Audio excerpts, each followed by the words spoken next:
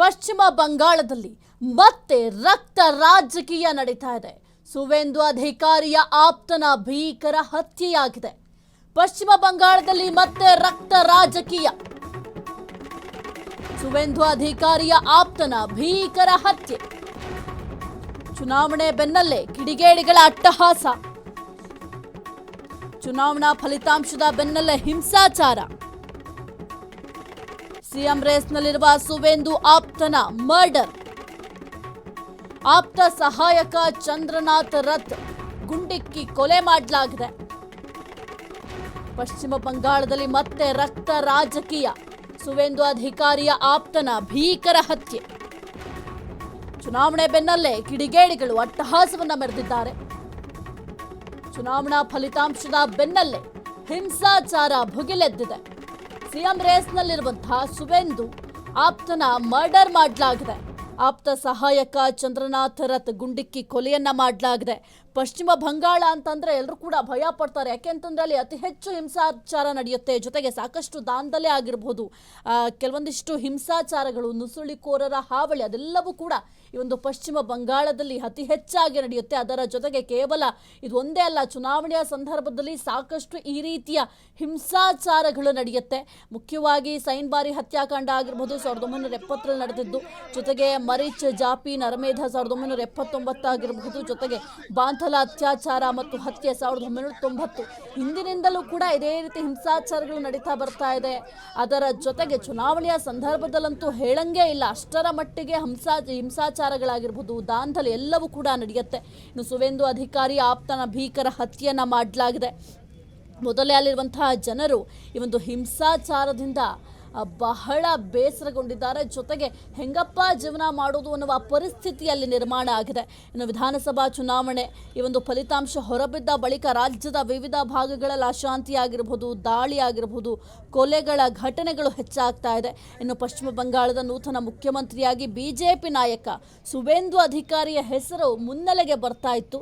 ಇದರ ಬೆನ್ನಲ್ಲೇ ಅವರ ಆಪ್ತ ಸಹಾಯಕನ ಮೇಲೆ ದಾಳಿ ನಡೆದು ಹತ್ಯೆಯನ್ನ ಮಾಡಲಾಗಿದೆ.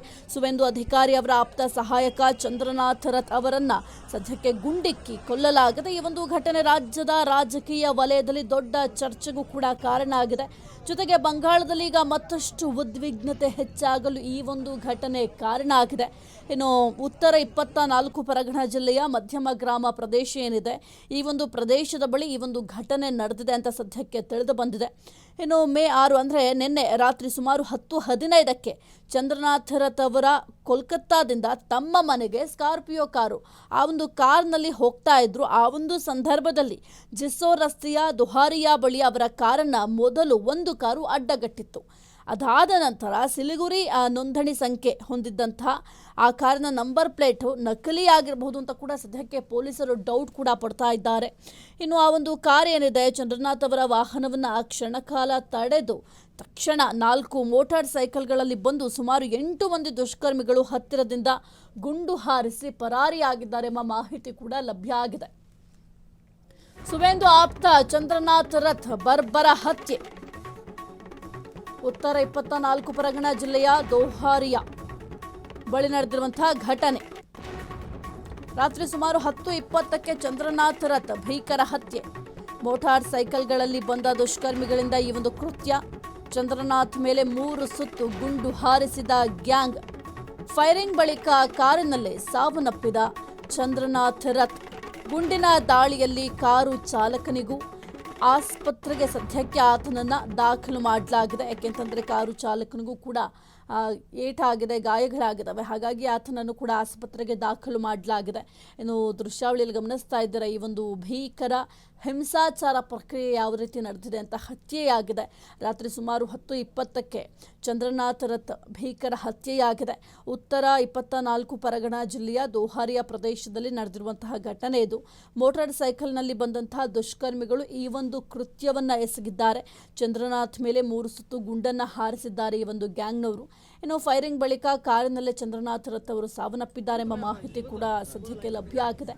ಇನ್ನು ಗುಂಡಿನ ದಾಳಿಯಲ್ಲಿ ಕಾರು ಚಾಲಕನಿಗೂ ಕೂಡ ಗಾಯ ಆಗಿತ್ತು. ಆತನ ಸ್ಥಿತಿ ಕೂಡ ಗಂಭೀರ ಆಗಿದೆ. ಹಾಗಾಗಿ ಆತನನ್ನು ಕೂಡ ಆಸ್ಪತ್ರೆಗೆ ದಾಖಲು ಮಾಡಲಾಗಿದೆ.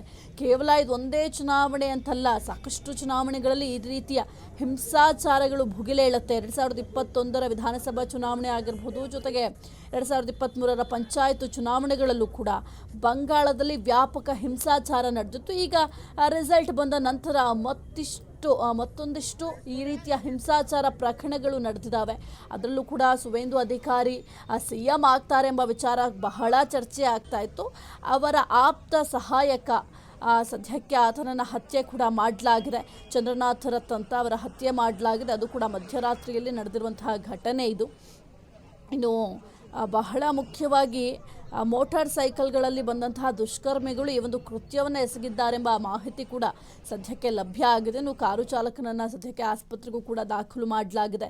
ಜೊತೆಗೆ ಚಿಕಿತ್ಸೆಯನ್ನು ಕೂಡ ನೀಡಲಾಗ್ತಾ ಇದೆ. ಕ್ಷಣ ಕ್ಷಣದ ಸುದ್ದಿಗಳಿಗಾಗಿ ಫ್ರೀಡಂ ಟಿವಿ ಸಬ್ಸ್ಕ್ರೈಬ್ ಮಾಡಿ, ಲೈಕ್ ಮಾಡಿ ಹಾಗೂ ಫಾಲೋ ಮಾಡಿ. ಹೊಸ ಸುದ್ದಿಗಳ ನೋಟಿಫಿಕೇಶನ್ಗಾಗಿ ಬೆಲ್ ಐಕಾನ್ ಮೇಲೆ ಕ್ಲಿಕ್ ಮಾಡಿ.